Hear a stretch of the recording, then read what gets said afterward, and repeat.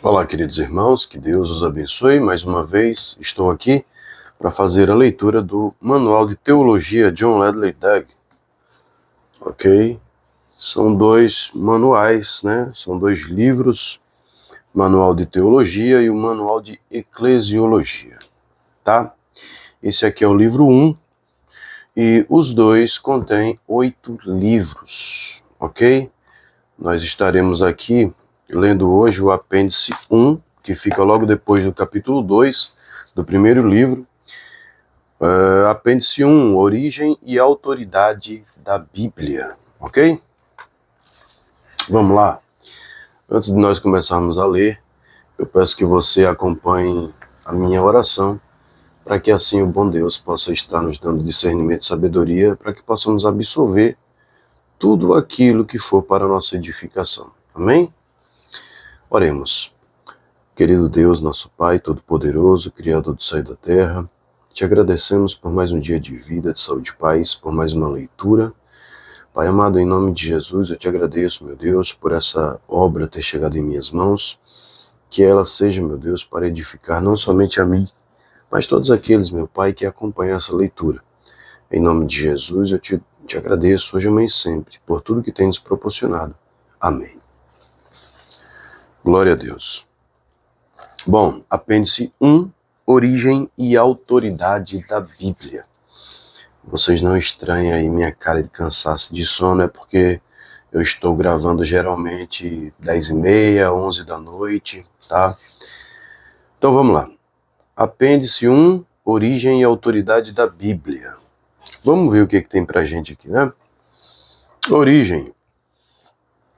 Somos seres racionais, e assim o desejo de obter conhecimento é natural em nós. Na primeira infância, na medida em que vamos conhecendo cada novo objeto, perguntamos quem o fez. Enquanto avançamos através dos anos, acompanha-nos esse mesmo espírito inquisitivo, impelindo-nos a investigar as fontes do conhecimento que estão perenemente se abrindo diante de nós. As criaturas irracionais olham com indiferença para as obras de Deus e pisam as produções do engenho humano sem jamais se interessarem pela origem dessas coisas. Mas os homens, sendo racionais, não podem agir dessa maneira, sem fazerem violência aos primeiros princípios de suas próprias naturezas. Entre os objetos que têm ocupado espaço largo no pensamento humano e que clamam pela nossa consideração, a Bíblia destaca-se notavelmente a sua antiguidade, a veneração com que muitos a têm tratado e a influência que ela tem fortemente exercido sobre a conduta e a felicidade de muitíssimas pessoas são fatores suficientes, se não para despertarem as nossas emoções mais elevadas.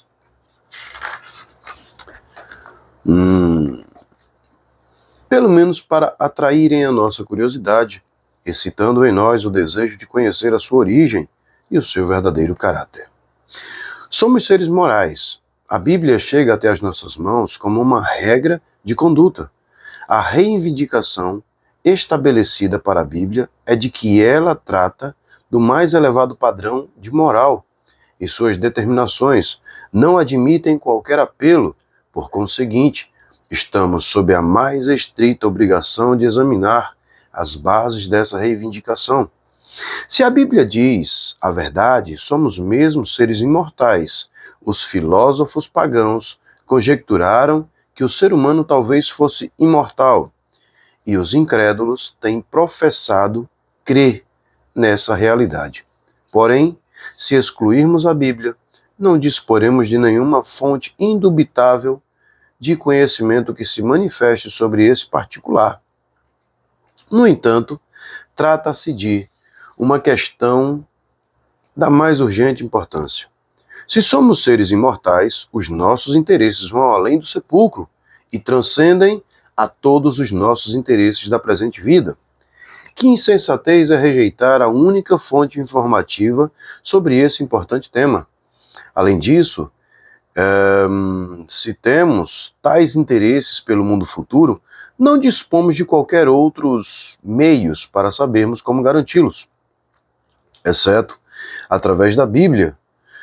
Não seria desatino e loucura lançarmos para longe de nosso alcance esse livro, confiando em seguida em inúteis conjecturas sobre questões das quais todos nós já estamos envolvidos? Indagamos, pois, de onde veio a Bíblia? Veio do céu ou dos homens? Se veio dos homens, será produto de homens bons ou de homens maus? Se os escritores da Bíblia fossem homens maus, tê-la iam escrito a seu próprio sabor, se ela tivesse sido planejada para satisfazer os caprichos desses homens.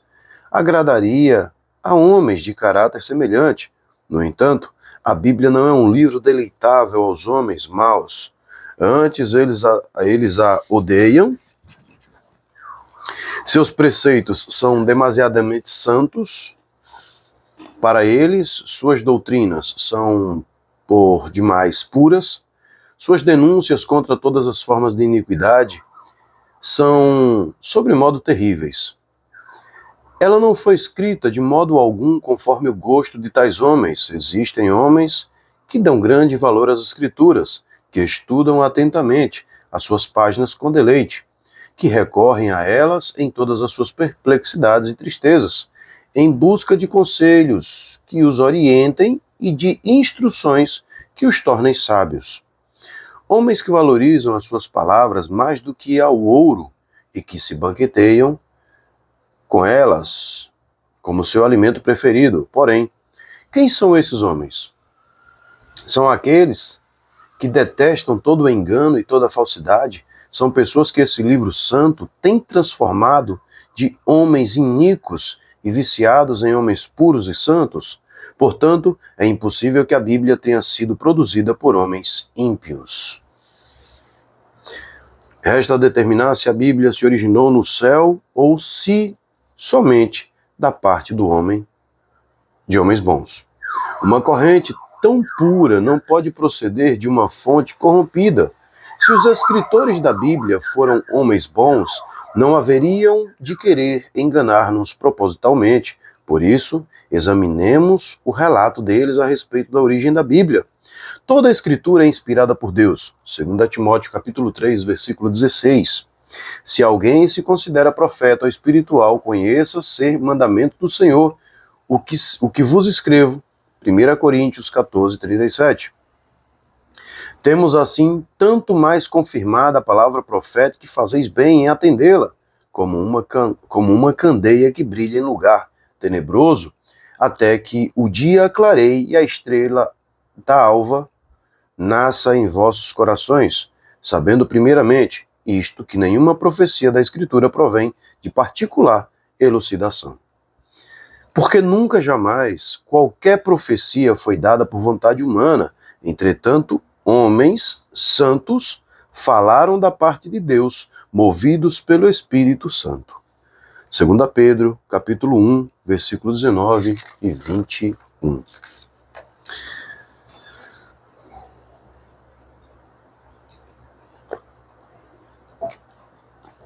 Talvez alguém queira levantar objeção ao uso que fizeram das citações acima, permitindo que a Bíblia fale por si mesma. Todavia, isso não é sem precedentes. Se um estranho estivesse passando pela vizinhança e tivéssemos o desejo de saber de onde ele veio, não seria incomum apresentar a indagação ao próprio indivíduo, e se nele houvesse sinais de honestidade e simplicidade de caráter, e se após nossas mais cuidadosas investigações parecesse não haver nele qualquer desígnio maligno, nem qualquer interesse de promover-se mediante o engano, deveríamos depender das informações que dele pudéssemos extrair. Tal desconhecido é a Bíblia.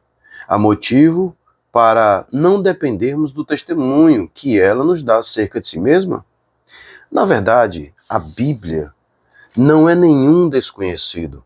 Embora reivindique origem celestial, ela já está conosco na Terra faz muito tempo, saindo e entrando entre nós como um companheiro que nos é familiar. Estamos acostumados a ouvir as suas palavras, sabemos que elas já foram examinadas com extrema atitude de suspeita e em todas as minúcias. Entretanto, nenhuma falsidade tem sido detectada da Bíblia. Mais do que isso, a Bíblia tem estado entre nós como mestra da verdade e da sinceridade. A verdade e a sinceridade têm prevalecido na exata proporção em que os ensinamentos das Escrituras têm sido ouvidos. Enquanto velhos enganadores procuram evitar ser sondados pela Bíblia, tremendo diante de suas ameaças, jovens têm sido ensinados por ela a desistirem de toda mentira e hipocrisia. Será possível que a própria Bíblia seja uma enganadora e uma impostora? Impossível. Ela tem que ser aquilo que afirma ser, um livro que desceu do céu, o livro de Deus. O fato de que a Bíblia procede de Deus é confirmado não somente pelos homens que a escreveram movidos pelo Espírito Santo, mas também é comprovado por muitas outras provas decisivas, algumas das quais passamos a considerar. A origem divina da Bíblia é comprovada pelo caráter da revelação que ela contém. O caráter de Deus. O caráter de Deus, conforme é mostrado na Bíblia, não pode ter origem nas concepções humanas. Sabemos qual é o tipo de deuses que os homens criam, pois eles têm multiplicado infinitamente o número de tais divindades, esculpem-nas em blocos de madeira e de pedra e adoram-nas com a mais estúpida adoração.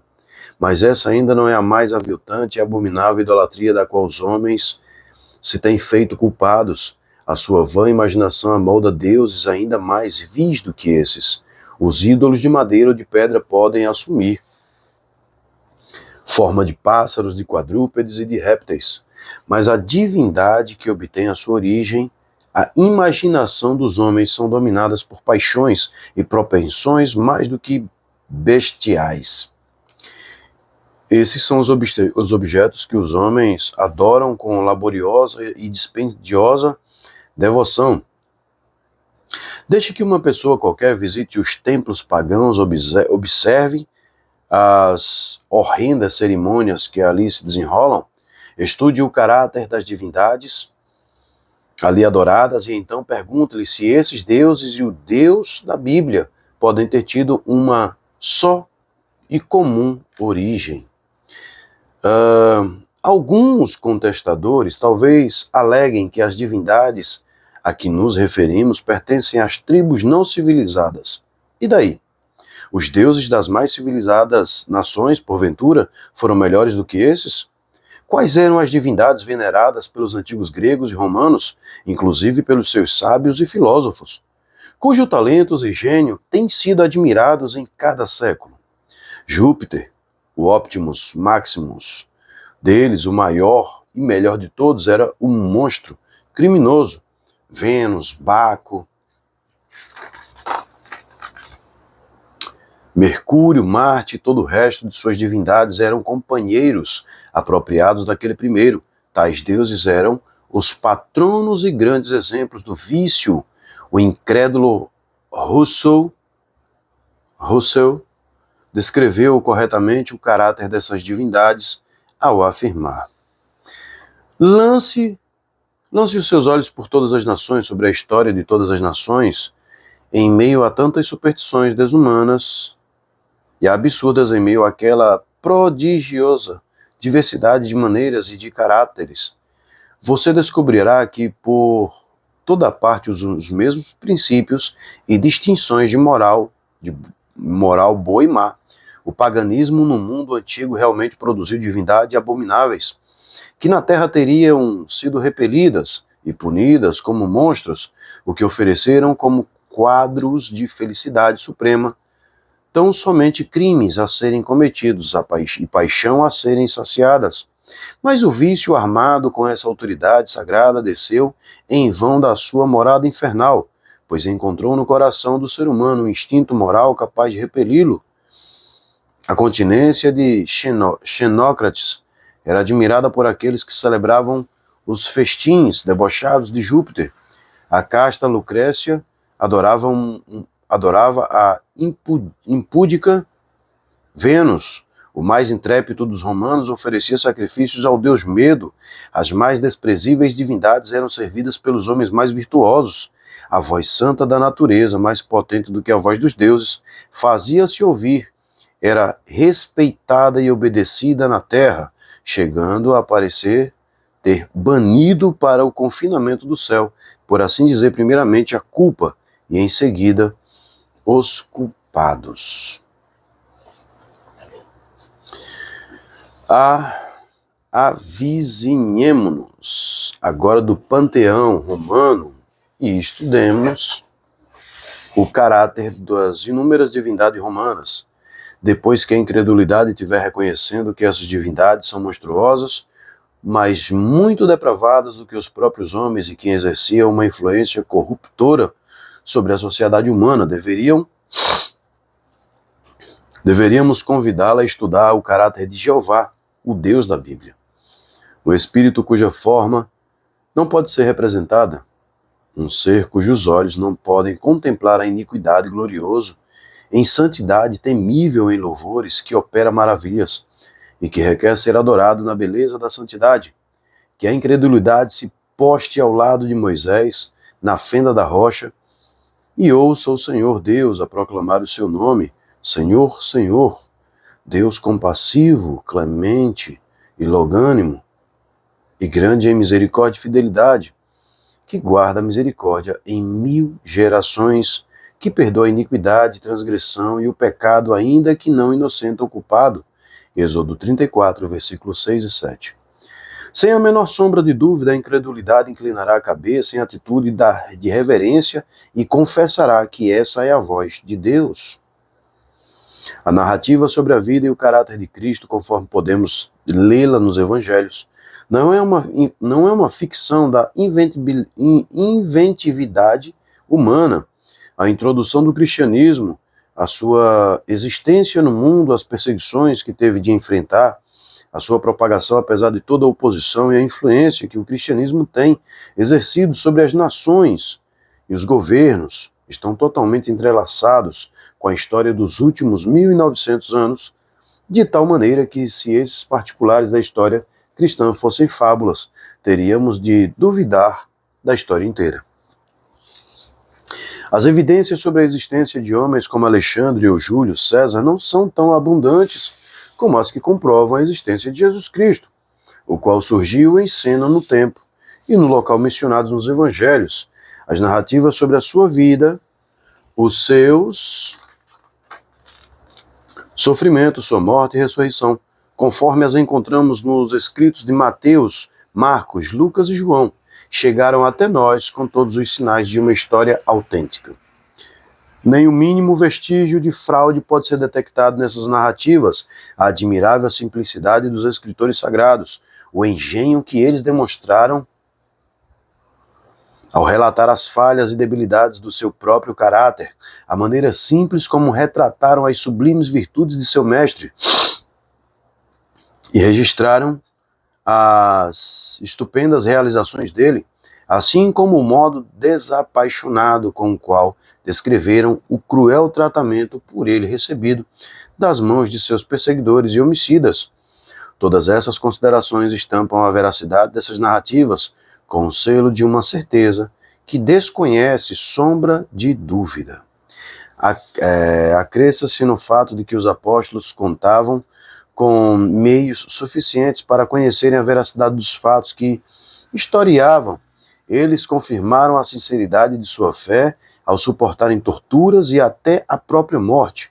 Aqueles que acolheram o testemunho deles o transmitiram a nós, testificaram de sua fé igual perseverança. Não existem outros fatos da história que disponham de evidências comprobatórias tão definitivas. Todavia, se essas evidências vierem a ser rejeitadas, uma dificuldade insuperável terá de ser enfrentada, a saber que é impossível explicar-se a existência dos evangelhos com base em qualquer outra suposição, senão que esses escritos são realmente aquilo que professam ser, verdadeiros delineamentos de uma personagem real. Os escritores sagrados eram homens incapazes de conceber ficções dessa ordem. Até mesmo homens como Virgílio e Homero seriam incapazes de tão tremendo esforço da imaginação. Poderiam conceber personagens como Enéas e Ulisses, mas não alguém como Jesus Cristo. Além disso, a erudição do mundo foi posta em ordem de combate contra o cristianismo aos destreinados e humildes pescadores da Galileia. Foi dada a tarefa de registrarem, por escrito, a vida e as obras de Jesus de Nazaré. Que homens tão sem expressão no mundo tivessem podido transmitir às gerações sucessivas. Uma ficção dessa magnitude é um feito incrível. De fato, impossível. Outra citação extraída dos escritos de Rousseau mostrará a influência dominante dessas considerações sobre a mente de um homem incrédulo. Digo ainda mais. A majestade das Escrituras me deixa pasmo de admiração, na medida em que a pureza do Evangelho exerce a sua influência sobre o meu coração. Investigamos as obras dos nossos filósofos, com todo o seu pomposo estilo. Quão mesquinhos, quão desprezíveis são elas, quando confrontadas com as Escrituras. Um livro, ao mesmo tempo, tão simples e tão sublime, poderia ter sido mera obra humana? Seria possível que o personagem sagrado cuja história as Escrituras contêm tenha sido ele mesmo apenas um homem? Acaso descobrimos que ele assumiu a pose de um entusiasta ou de um sectário ambicioso? Quanta pureza e quanta doçura em suas maneiras, quanta graça contagiante nos seus discursos, quão grande a sublimidade das suas máximas, quão profunda é a sabedoria dos seus sermões. Que presença de espírito, que sutileza, quanta verdade há nas suas respostas, quão grande era o controle sobre as suas paixões. Onde está o homem? Onde está o filósofo, que poderia ter vivido e morrido como ele viveu e morreu, sem manifestar muita fraqueza e muita ostentação? Haveríamos de supor que a narrativa dos evangelhos não passa de ficção? Na verdade, meu amigo, ela não exibe as marcas distintivas da ficção. Pelo contrário, a história de Sócrates, que ninguém presume pôr em dúvida, não é tão bem atestada como a história de Jesus. Os autores judaicos eram simplesmente incapazes de tal estilo e totalmente estranhos à elevada moral contida nos evangelhos. As evidências da autenticidade dos seus relatos são tão notáveis e invencíveis que o inventor seria um personagem ainda mais admirável do que o seu próprio herói.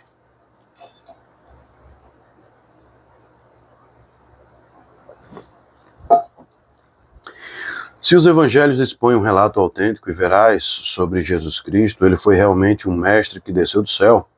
E tanto a doutrina que ele ensinava como as escrituras que ele frequentemente apontava como dotadas de autoridade divina procedem de Deus. O método de salvação. O método de salvação revelado na Bíblia não é um esquema humano. A pregação de Cristo crucificado era para os judeus uma pedra de tropeço e para os gregos uma insensatez. Apesar disso, a salvação pela cruz é a grandiosa peculiaridade do Evangelho. Se o cristianismo fosse uma fábula engenhosamente fabricada, uma doutrina tão ofensiva à humanidade não teria ocupado posição tão proeminente dentro do sistema cristão. Até nesses nossos dias, homens orgulhosos, intelecto dotados de coração corrompido, rejeitam uma doutrina de salvação através da obediência e dos sofrimentos de uma outra pessoa. Para os humildes e contritos oprimidos pelo senso do pecado e que desesperadamente estejam procurando algum método divino para escaparem da ira vindoura, essa doutrina é triplamente bem-vinda. Sem dúvida, os humildes e contritos não são os que se inclinam a ludibriar o mundo com algum sistema religioso forjado. As bênçãos que a Bíblia transmite à humanidade tem sua origem na infinita benevolência de Deus. Comparem-se as condições de vida daquelas nações onde impera o paganismo às condições dos povos onde predominam as mais corruptas formas da cristandade. E descobre-se que estas últimas nações são preferíveis àquelas. Faça-se comparação entre estas últimas nações com os países onde prevalece um cristianismo mais puro e onde a Bíblia é colocada à disposição de todos. Em vez de ser arrebatada das mãos do povo, e percebe-se a um estado bem melhor da sociedade humana, onde o volume sagrado é bem conhecido e novamente sejam comparadas, nesses países mais favorecidos, as famílias em que a Bíblia é tida em pouca estima com aquelas entre as quais as doutrinas da Bíblia são reverenciadas e seus preceitos são obedecidos. E notar-se sensivelmente que uma influência celeste permeia estas últimas. Entretanto, até mesmo na família, os membros frequentemente diferem uns dos outros. Embora todos costumem adorar diante do mesmo altar e todos leiam uma mesma Bíblia, alguns trazem a palavra da verdade somente nos seus lábios, enquanto outros entesouram-na profundamente em seus corações como algo mais doce do que o mel ao paladar.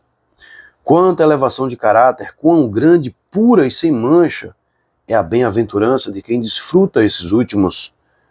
Consideremos finalmente um dos indivíduos dessa última e mais favorecida classe, fazendo comparação entre os diferentes momentos de sua vida, aqueles instantes dos quais as Escrituras são menos consideradas, com aqueles momentos nos quais ele se banqueteia com as verdades e promessas da Bíblia, experimentando indizíveis alegrias e instantes de glória. Quando acolhe a divina palavra em seu coração, e então obteremos uma visão plena das benditas influências que a Bíblia é capaz de exercer.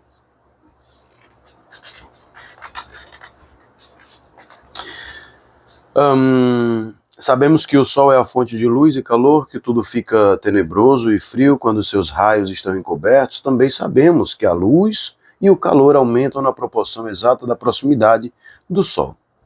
Dá-se precisamente o mesmo com respeito à Bíblia. Poderíamos começar pelo paganismo, onde predomina o frio e as trevas espirituais, e a Bíblia desconhecida, e chegamos até aos santos em seus momentos de arrebatadora devoção, quando eles saboreiam os mais momentos de arrebatadora devoção, quando eles saboreiam os mais doces gozos dos céus que os mortais podem experimentar, a luz da verdade que aclara o entendimento e o calor do amor que aquece o coração, manifestam-se na proporção exata em que nos aproximamos da Bíblia. Se o sol que ilumina este mundo material é obra de benévolo Criador, muito mais benevolência podemos atribuir-lhe pela autoria da Bíblia, que é a fonte de toda a iluminação espiritual. Tendo feito a comparação entre o sol e a Bíblia, eis a ocasião propícia para declararmos que ambas essas fontes luminosas, o sol e a Bíblia, têm seus próprios pontos escuros. A Bíblia possui suas porções obscuras e o sol suas manchas. Os deístas talvez critiquem um e os ateus o outro, mas as críticas de ambos são igualmente absurdas e inúteis, visto que existem manchas no sol. Só por isso concluirmos que não foi Deus quem criou o que não é uma bênção para a humanidade? Contudo, essa conclusão não seria mais irracional do que negar que Deus é o autor da Bíblia, ou que a Bíblia é uma bênção para a humanidade. Somente porque há determinados pontos difíceis de entender em suas páginas, suponhamos que as manchas do sol e os pontos obscuros da Bíblia sejam imperfeições. Seria negado só por isso que o Senhor é o autor de certas coisas que contêm imperfeições? Se tudo quanto é material e tudo quanto é humano caracteriza-se por imperfeições, não poderia Deus, apesar disso, haver se glorificado por meio de coisas materiais e humanas? A Nova Jerusalém não terá necessidade de qualquer sol para iluminá-la, porque a glória de Deus e do Cordeiro será a sua luz. A despeito disso, Deus colocou o sol na expansão celeste para iluminar este mundo material. O sol que brilha no firmamento, apesar de suas manchas, declara a glória do Criador, por semelhante modo. Deus pode revelar-se às inteligências puras que há no seu mediante uma linguagem isenta das imperfeições humanas. No entanto, quando se dirige aos mortais que vivem sobre a terra, ele usa a linguagem dos mortais e qualquer que seja a imperfeição desse meio de comunicação, ainda assim, a revelação de Deus exibe a sua glória com a luz mais ofuscante que os olhos humanos são capazes de contemplar. Deveriam mesmo ser reputadas imperfeições aquelas manchas solares e aqueles pontos obscuros da Bíblia? A luz do sol é pura e abundante. Se essa luz fosse deficiente, poderia ser contrabalançada, ou expandindo-se as dimensões do sol, ou removendo-e as suas manchas. Por conseguinte, seria racional queixar-se de que o sol não é maior em tamanho, como reclamar que existem manchas no disco solar. Por semelhante modo, a luz da palavra de Deus é pura e suficiente para conduzir os homens à sabedoria da salvação. Com igual razão, poderíamos nos queixar de que a Bíblia não é maior em volume, tanto quanto que ela encerra alguns pontos obscuros. Acrescente-se a isso que os pontos obscuros das Escrituras talvez tenham alguma finalidade benéfica. Se conforme supõem alguns astrônomos, as manchas solares são correntes gasosas que se elevam na atmosfera que circunda o Sol, difundindo-se como se fossem combustível do grande astro que ilumina o dia, estão longe de serem imperfeições. Como também não são imperfeições as nuvens que ocasionalmente obscurecem o firmamento, pois são ricas fontes de fertilidade da terra, que possibilitam enchermos nossos celeiros de farta colheita. Assim também alguns dos pontos obscuros existentes na Bíblia são apenas as realidades profundas de Deus vistas através da luz da revelação. O inescrutável mistério da natureza divina de transparecer através da luz que o envolve. Com a passagem do tempo, muitos mistérios têm sido esclarecidos, redundando em bênçãos. Para muitos também era um mistério serem os gentios coerdeiros, membros do mesmo corpo e coparticipantes da promessa em Cristo Jesus por meio do Evangelho. Efésios 3, versículo 6. No entanto, esse mistério foi esclarecido no devido tempo, derramado a mais ricas bênçãos, foi esclarecido no devido tempo sobre os povos gentílicos. A revelação do Antigo Testamento era obscura, repleta de sombras das coisas excelentes que ainda viriam, porém, desde o instante de que o sol da justiça surgiu no horizonte, os lugares tenebrosos foram iluminados, mostrando serem cheios de instrução. Profecias têm sido transmitidas em linguagem obscura, mas o seu cumprimento tem sido capaz de esclarecê-las completamente. Determinados pontos obscuros têm dado margem a que os incrédulos acusem a Bíblia de estar minada de contradições. Porém, um exame mais acurado da palavra inspirada só tem servido para repelir tal acusação através da conciliação de discrepância aparentes. Além disso, esse exame tem contribuído para adicionar novas provas ao fato de que as Escrituras foram registradas por homens honestos e destituídos de segundas intenções, sem tendências fraudulentas. Esse exame mais minucioso tem servido para demonstrar a perfeita harmonia existente entre as declarações bíblicas. Mesmo quando aparentemente elas discordam entre si, homens dotados de um intelecto superior podem ter como exercício agradável e proveitoso lançar a mão de seus elevados poderes intelectuais para investigar aquelas porções da Bíblia que são menos claras. Ao mesmo tempo, as verdades mais simples da Bíblia prestam-se perfeitamente para serem compreendidas por homens de menor capacidade intelectual, sendo suficientes para as necessidades deles. Na Bíblia existem águas onde um cordeiro pode vadear ou um elefante pode nadar. Ainda há uma outra utilidade para os pontos obscuros da Bíblia. Quando o Senhor deu leis para a humanidade obedecer, não lhes deu leis impossíveis de serem violadas, mas decretou preceitos que os homens, como livres agentes que são, podem violar, embora façam somente para a ruína de suas próprias almas. Assim também, quando Deus revelou a sua palavra à humanidade, não nos deu uma revelação na qual não pudéssemos encontrar qualquer dificuldade antes. Existem pontos passíveis de serem torcidos, mas os que fazem arruinam as suas próprias almas. Os pontos obscuros da Bíblia servem para essa finalidade, porquanto a própria Bíblia declara que ela encerra certas coisas difíceis de entender que os ignorantes e instáveis deturpam, como também deturpam as demais escrituras para a própria destruição deles. 2 Pedro 3,16. Aqueles que preferem deturpar os pontos obscuros da Bíblia ao invés de andarem debaixo da luz de seus ensinamentos, leiam essa declaração de Pedro. Temam e tremam. As revelações expressas na Bíblia são confirmadas por milagres. É um claro ditame do bom senso que o Deus Todo-Poderoso, que criou este mundo e o governa, pode dirigir seus movimentos conforme lhe parecer melhor. Ele determinou as leis da natureza e sempre que desejar pode suspender qualquer dessas leis e alterar o curso normal das coisas. É igualmente patente que ninguém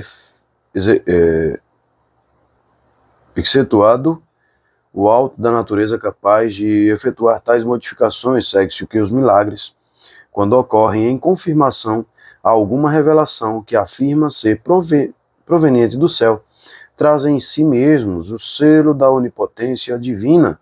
Algumas pessoas, ao testemunharem milagres dessa categoria, raciocinam acertadamente quando observam a semelhança de Nicodemos. Rabi, sabemos que és mestre vindo da parte de Deus. Por que ninguém pode fazer esses sinais que tu fazes se Deus não estiver com ele? João 3, versículo 2. A despeito do fato de que as evidências dos milagres foram muito mais impressionantes para as testemunhas oculares do que para nós, que só vemos à luz da narrativa histórica, os argumentos neles fundamentados são perfeitamente conclusivos. Mesmo nos nossos dias, que Moisés, os profetas, Jesus Cristo e seus apóstolos realizaram obras verdadeiramente miraculosas, é fato tão bem confirmado como qualquer outro acontecimento histórico. O caráter das realizações atribuídas a eles, o número delas, as circunstâncias em que estiveram lugar à ausência de todo e qualquer indício de fraude e os sofrimentos mediante os quais aquelas testemunhas demonstraram sua sinceridade, a aceitação pronta e extensa obtida pelo testemunho prestado diante da amarga perseguição, bem como a ausência de qualquer testemunha em contrário, são considerações que nos compelem a crer que os milagres realmente ocorreram. Se é fato que tais milagres foram realizados, também é fato que a revelação que eles atestam veio de Deus. No que concerne às evidências dos milagres, não estamos inteiramente endividados às páginas da história. Não são necessárias provas históricas para satisfazer as nossas mentes de que as pirâmides do Egito foram edificadas pelo labor e habilidade humanos. Estamos perfeitamente satisfeitos quanto a isso. Como se estivéssemos visto erguerem-se com o trabalho braçal dos escravos. Sabemos que elas são obras de seres humanos porque, dentro de sua espécie, assemelham-se às obras humanas, porém aquele que contemplar de perto aquelas estupendas estruturas bem poderá volver os olhos ao redor, concluindo com igual certeza que o globo terrestre não pertence à categoria das obras humanas.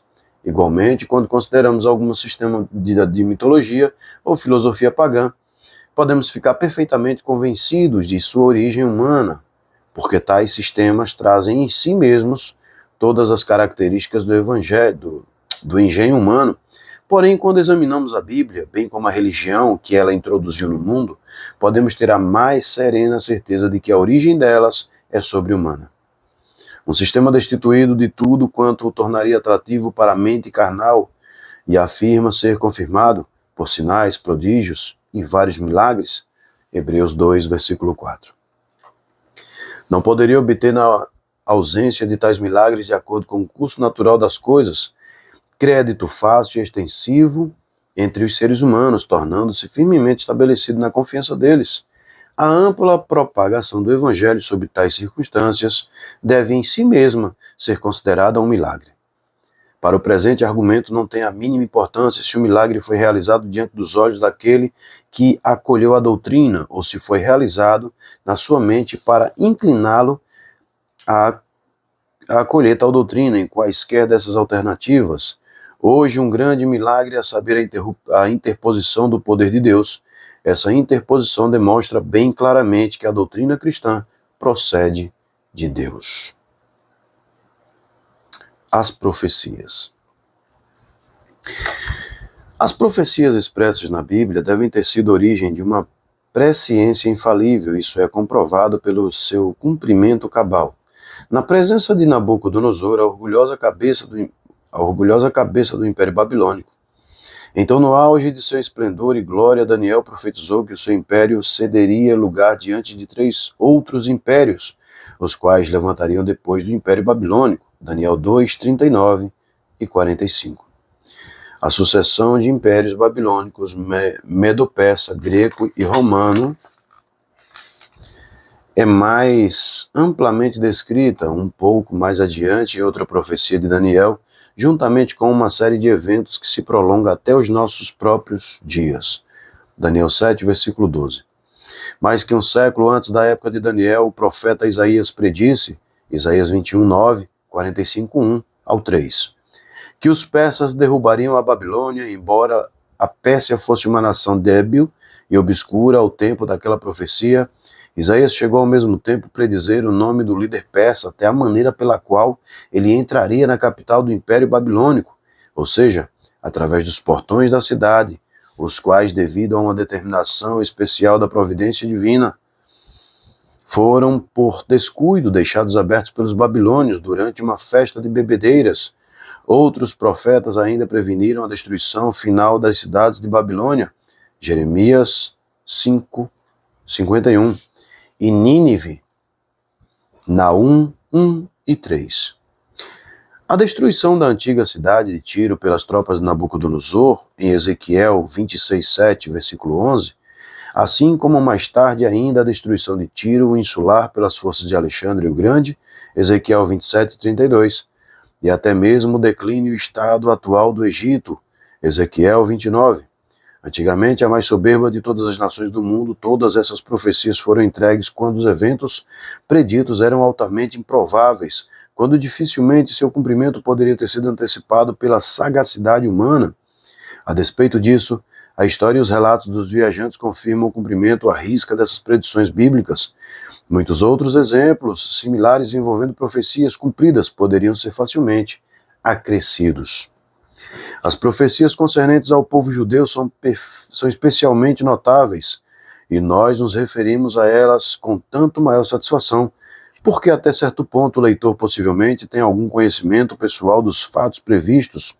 O povo judeu está disperso pela maioria das nações do mundo, incluindo nosso país. Sinagogas judaicas onde os judeus se reúnem para adorar o Deus de seus antepassados podem ser encontradas em todas as nossas cidades principais. As escrituras do Antigo Testamento são regularmente lidas na adoração pública dos judeus, sendo conservadas com profunda veneração religiosa, por serem os livros sagrados recebidos da parte de Deus pelos antigos profetas e transmitidos por seus antepassados. Até as gerações atuais, o livro sagrado descreve com minúcias e em linguagens proféticas os intensos sofrimentos dos judeus, a sua maravilhosa preservação como um povo distinto e até mesmo como dispersão por entre as nações. Levítico 26, Deuteronômio 27 e 30. Outras tribos antigas, uma vez dispersas, diluíram-se completamente em meio à massa heterogênea da humanidade. Mas os judeus, após séculos de dispersão e perseguição, continuam sendo um povo distinto, aparecendo diante do mundo como testemunhas vivas do maravilhoso cumprimento das predições conforme foram proferidas pelos seus antigos profetas.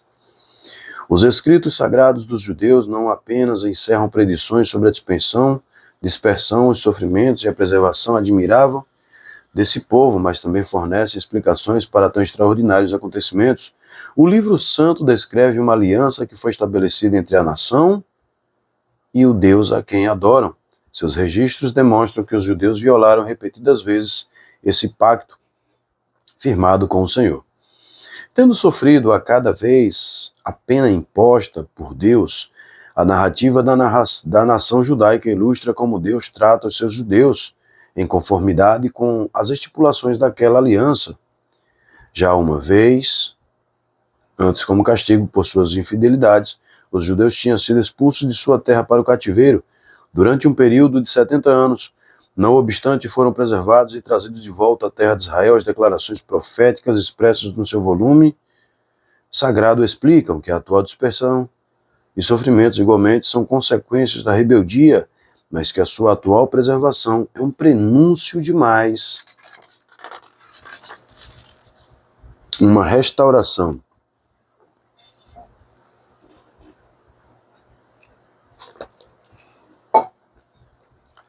A condição deles, pois, assemelha-se à de um malfeitor encravado na cruz, com a sua acusação fixada acima de sua cabeça, uma bem merecida punição para a nação que exigiu a crucificação do Senhor da Glória. Os judeus, pois, seguram entre as mãos o livro que especifica os seus crimes e que prediz os sofrimentos de sua gente. Assim, sendo, dão em suas próprias pessoas o espetáculo do cumprimento dessas predições bíblicas. Não somente os judeus asseveram que seu livro sagrado tem origem divina, mas eles mesmos são uma prova concreta dessa origem.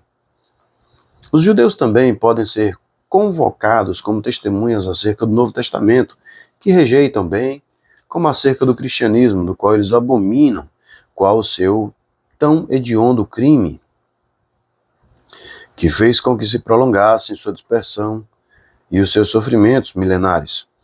O Novo Testamento nos fornece a única resposta satisfatória a essa indagação, e isso em perfeita harmonia com as Escrituras do Antigo Testamento, é que os judeus rejeitaram e crucificaram seu próprio rei, seu tão esperado Messias, a respeito de que os profetas tanto haviam falado.